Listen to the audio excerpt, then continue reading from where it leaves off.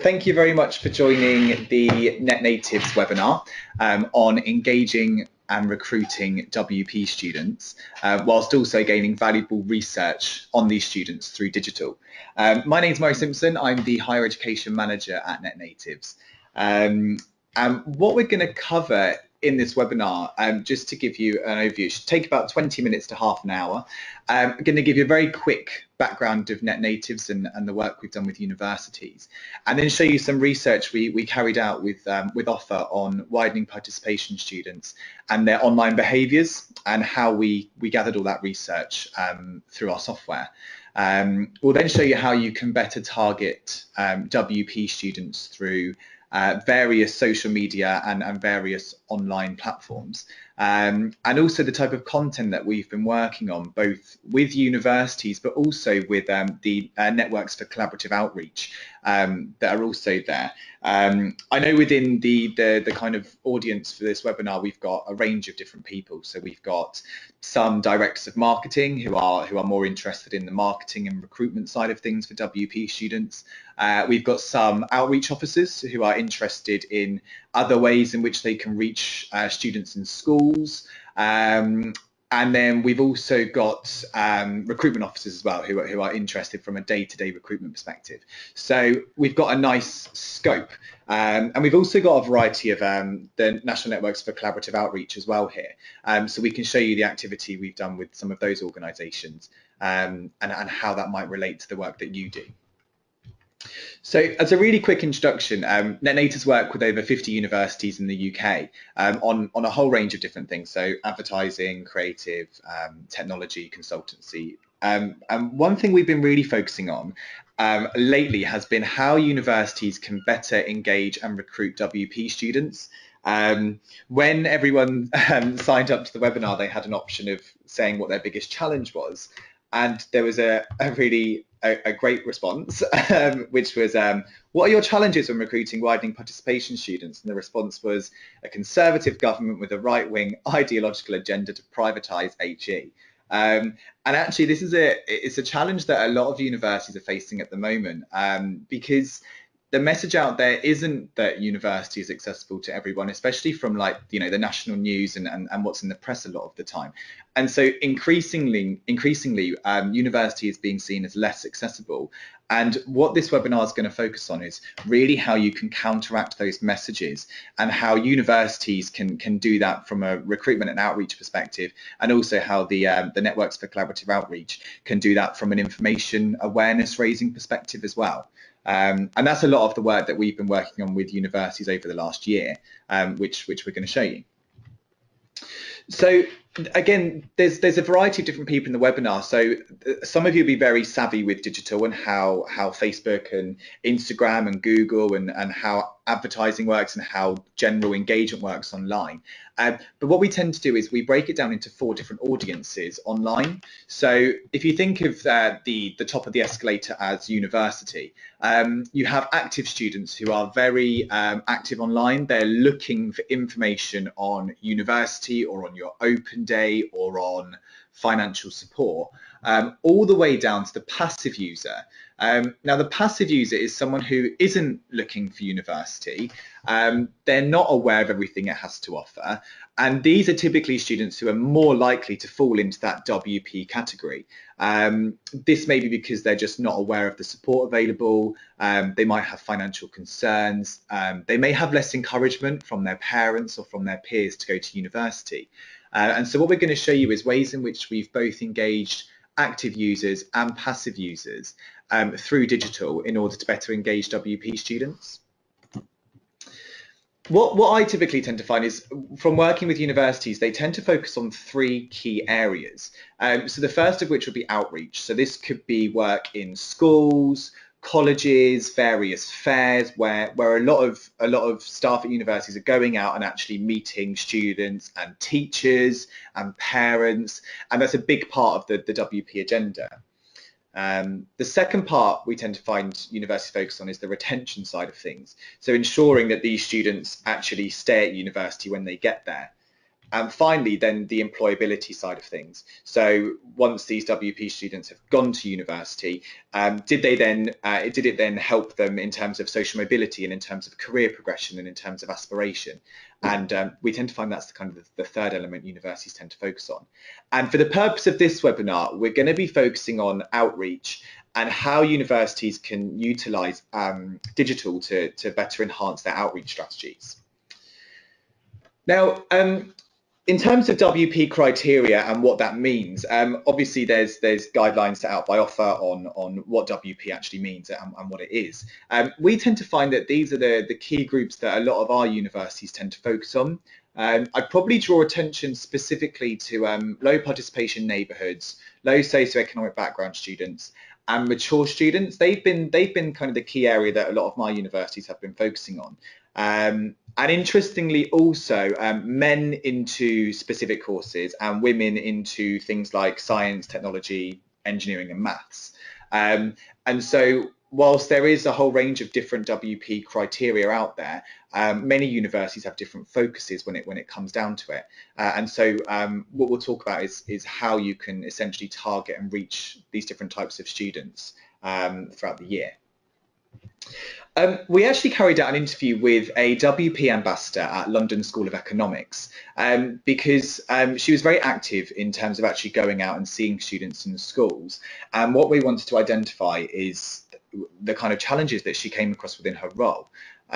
So a few of those were deciphering a WP student was often a challenge, and not necessarily a challenge for the university or for the network, but actually for the student themselves, whether they knew they were a WP student or not. Most people don't necessarily know what WP is, especially if you're, 12, 13, 14, even if you're 17, 18 about to go to university. The classification of what it is very difficult. When I was younger, I was part of Aim Higher, and that was a key influence for me to actually go to university. And I didn't know I was a WP student. I knew I was an Aim Higher student. And so I think there's key work that is being carried out by great networks and universities to almost badge WP as something more aspirational rather than just as a label. There was also, she found a very big heavy reliance on schools. Now, schools can be so fundamental and helpful in actually engaging more WP students, but also, and I'm sure people in the webinar will empathise, some schools are really difficult to get into, and actually to reach some students within those schools can be a really big challenge. And also limited time and resource, she found, would mean that participation could be restricted. It's very difficult to reach every single school and every single WP student and parent within a specific location. And so finding more effective ways of doing it with essentially, less resource and a way that you can really measure is really fundamental. So what we'll do after this webinar is we'll send around the white paper we wrote, which Offer used, and it was all around student financial support. And what we did is we worked with Google and got loads of trends data on when and where students are searching for this type of information. The article was published in Times Higher and actually had a lot of interest from a variety of universities. And what we found is that actually students aren't looking for bursaries, and that term is really widely used by universities and networks alike. Actually, a lot of them don't actually know what that is. A lot of them are just looking for financial support. Some look for scholarships, but scholarships are often labelled and thought of as high achievers and people who are excelling rather than people who require financial aid because of their background. And so that was really interesting to see that split. We also found that search volumes for financial support can really vary by region. And within the report that we'll send around afterwards, you can see your own region and the type of times of year and the volumes of when students are actually searching for that information. And what we found is that while students actively search for the support available at university, on the website they often don't know where to look. I'd invite everyone to go onto their website, and I'm sure there are good examples of where it is really clear, and there's a clear way for students to either see the information or ask for it. But just have a look at and almost rate your own university on its accessibility of its information on it, because that is the first place where students will look. So what we looked at when we were doing this research was around Google, and some of you will be familiar with Google AdWords and PPC, but when you actually search for student financial support, and I actually typed this in yesterday, and I'm based in Brighton. And what you can see is that it's not universities that come up, it's not the networks that come up with information, it's private loan companies which are encouraging students to get out loans to go to university themselves. And actually, a lot of that activity is happening widespread across the whole internet. So if we then look onto Facebook, there's humongous amounts of audience that can be reached by different geographical locations. But what's actually happening is, again, a lot of these private companies are actually targeting WP students and parents alike with content like this on those platforms to say, oh, if you can't afford to go to university, you can borrow money from us to actually access it. And actually what we should be doing is targeting these students with messages around financial support at universities, but not only financial support, because that's only one element of it, but actually, you know, support on a whole range of things, pastoral care, aspiration raising messages. Work we've done with previous networks for collaborative outreach have been around just contradicting what the government's doing in terms of elitism in universities, and actually saying, no, you can go, it is accessible to you, with a more awareness raising edge. So these are actually some examples of, it's a fake university for those who don't recognise Vibchester, it's a lie. It's our university we use to illustrate what we could do. We created these over a year ago before we actually ran any widening participation campaigns. And there were some really interesting questions we had around, before the webinar, some people were saying a big challenge is a lack of information from people in the area on what university can do for them. And another person said that a big challenge for them is that it's about identifying and contacting people without singling them out. And actually, through doing activity like this and actually reaching WP students, it's not necessarily singling anyone out. It's providing information to people in a way that actually qualifies them out through what's in the messaging itself. So by asking someone, you know, are you the first in your family to go to university? Did you know your child may be eligible for funding? This is an example of very masculine language used to consider teaching at a university. And so once we showed a few universities this activity, we then actually started running some specific activity with a few institutions. And I'm going to share with you just some visuals so you can kind of see what a lot of the different messaging looked like and how we targeted it. A big thing we used to say in student unions was that you can't be what you can't see. And that really kind of sticks with me. And actually, just by showing young people, you know, imagery and messaging of, you know, of men in certain roles and women in certain roles, really allows them to see from quite a young age that actually it is something that they could do. And this campaign actually just targeted men within the local area of the university with messages on teaching and messages on healthcare courses. And what this actually did is we had great engagement from men from a whole different variety of age brackets. And, you know, these messages were displayed over 4 million times. It reached 154,000 males within the area. It generated 7,513 clicks from men in those areas. And it actually then generated 52 inquiries. So those 52 men who saw those ads then went directly onto it and actually said, I'm interested in this course. Now, what I think is really important, I used to sit on a fair access agreement management group at my old university, which I used to work at. And a big challenge was actually evidencing the impact of the work that we were doing. You know, we couldn't necessarily say our work in this school got us this many students, and our work here had this outcome, this many people saw it, and this many people asked for more information. I guess the power of digital is that everything is tracked, and actually from this activity we can say, yeah, that this activity had these great outcomes, we reached this many males in the area, we had this many engagements. But what we can now do is actually track all of these inquiries through to applications and then eventually enrolments, to really give the university the ability to say, actually, yeah, the money we've spent, the activity that we're doing is having an impact, and this is what it is. And for the marketers in the webinar, ROI, I'm sure, is something that you hear about all the time, unfortunately, for a lot of people. And it's actually also really important within widening participation that we are evidencing and researching what we're doing. And then in terms of mature students, what's been really interesting for mature students is that they don't obviously typically follow the traditional route. And actually using mature students in copy, again, it's that you can't be what you can't see thing. A lot of mature students don't realise they can go to university at a later stage. They are much more likely to stay in the local area than actually go elsewhere. And so some really targeted mature student activity to raise awareness, show them what's available to them is really powerful. We actually find that the mature student campaigns get far more inquiries than any and most undergraduate campaigns that we do. There's a big appetite for mature students to go to university. I just think a lot of them aren't aware of it.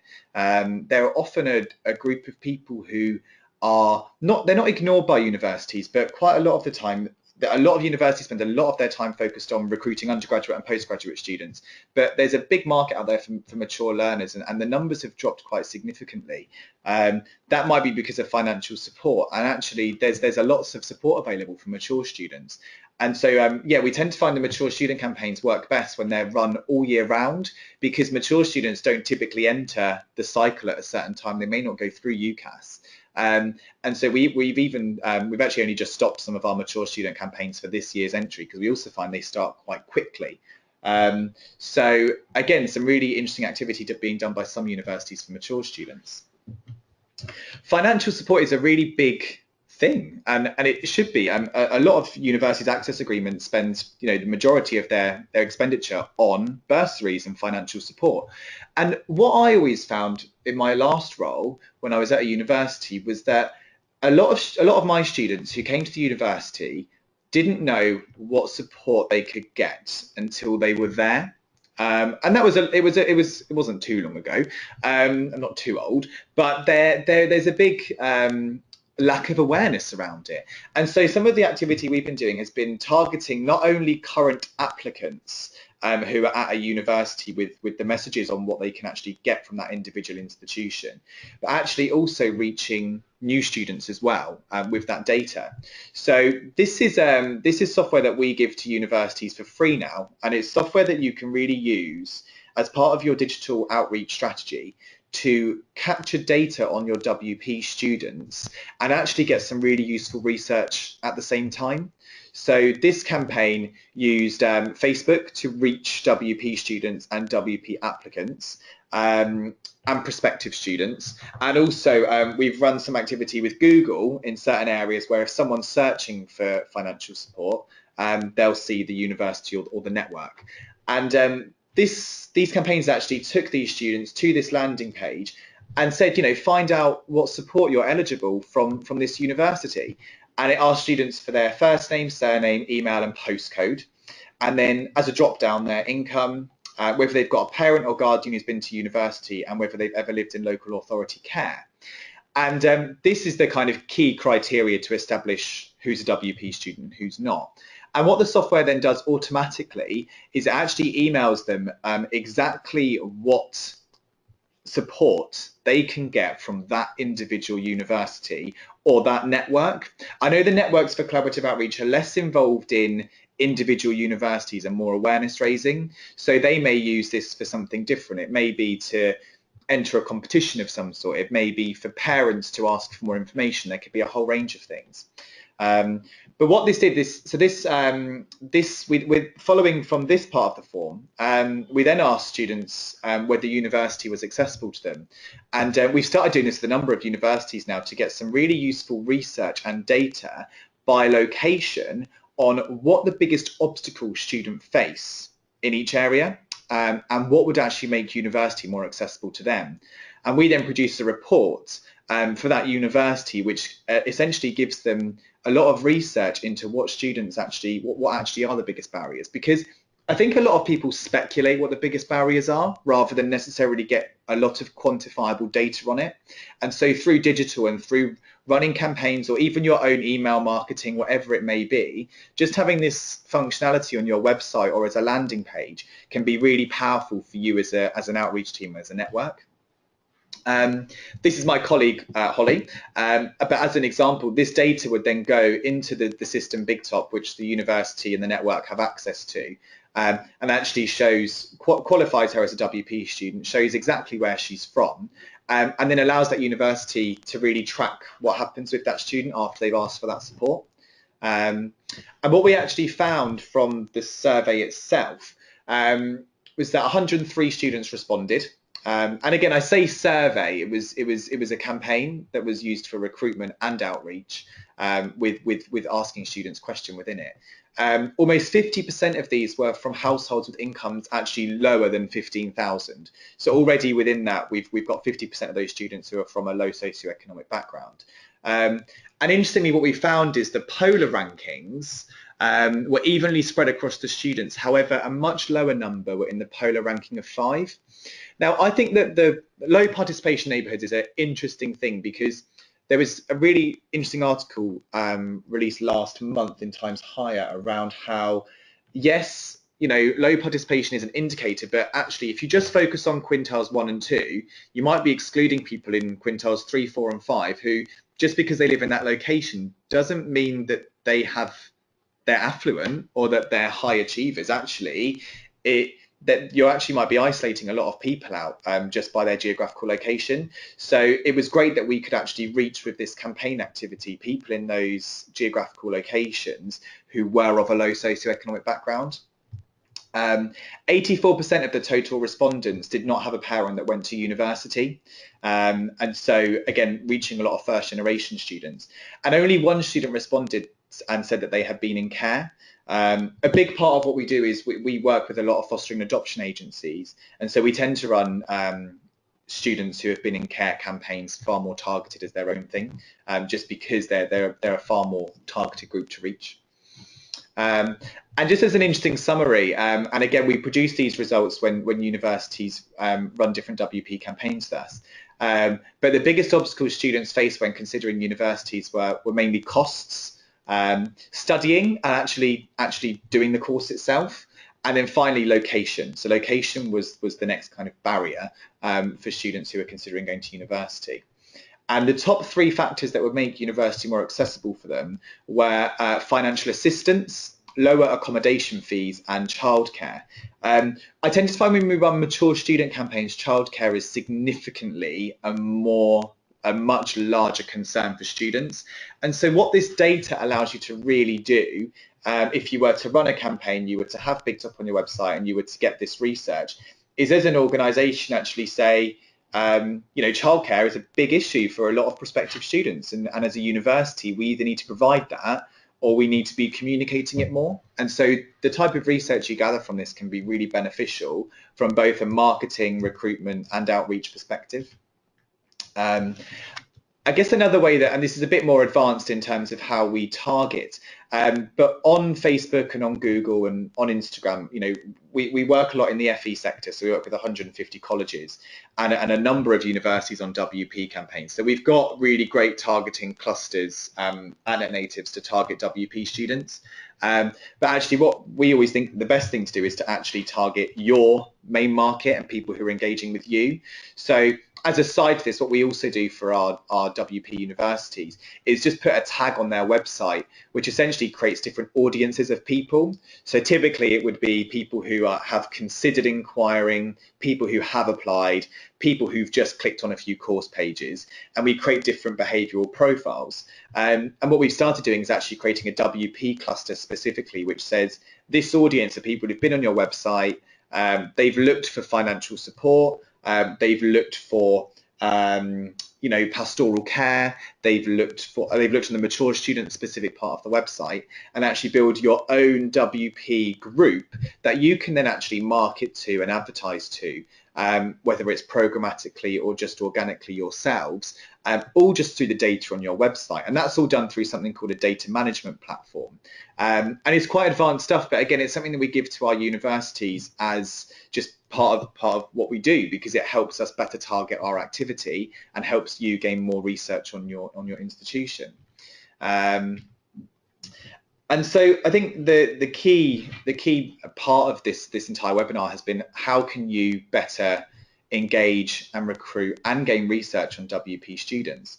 For the networks, the national networks that are listening, I think it's very different for your organisations. Less focused potentially on recruitment and conversions, but more focused on aspiration raising and awareness raising.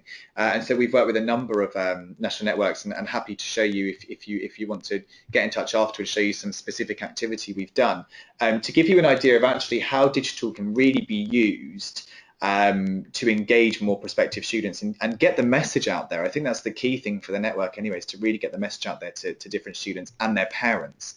And actually, I think a really useful thing that universities could do following on from this is, research is really important. If you don't know what the biggest barriers are for people going to a university, and you don't know how to overcome those, then there's a gap there in terms of the research that you could be getting. So if you'd like a big top form, or you'd like anything put on your website where you can actually start gathering that data and start communicating back to students, and if you'd like to look at any very targeted activity towards students or parents in specific locations that you're trying to reach, then again we can help and consult you on that. A big part of this for us, I mean, what we'd love to happen is for universities everywhere to be gaining this research, and for us to actually know better from both a regional and national perspective, what are the barriers to accessing higher education and how can we overcome these. And from going to a lot of WP events and conferences, I think a lot of you know what they are. I think a lot of you get it from the schools you visit, and you get it from the students who study at your institution. But what this will allow you to do is really get some quantifiable data that will really allow you to do that. So I think by running some targeted activity, or by having some forms on your website which allow you to gather that data, and by actually really reaching and targeting WP students in a really specific way, you can get some really valuable research and data out of it. The activity we did with the Men in Health and Teaching campaign has been really informative, and the fact that we could even see that more traditional masculine messaging got far greater responses than the more kind of generic or feminine content, I think is just really good research on how we can better reach and market to these people. And similarly with financial support, messages on bursaries don't do as well as messages on financial support. And so again, all of that research is really valuable and useful for institutions to have. So that took half an hour, so I think we just stuck in the time. I think there's a lot of interesting things that that universities can get involved in with WP, and digital is an area that a lot of universities don't do specifically, or they don't run any specific activity. So I think it would be really useful for if any universities want to see more of the activity that we've done, or would like to look at using Big Top on their websites for free, just to gain some valuable data. And if any networks would be interested in looking at some of the wider activity we've done, then please just drop me a message or feel free to get in touch. And I could talk about WP all day, so feel free to get in touch. And I hope you enjoyed the webinar. So thank you very much.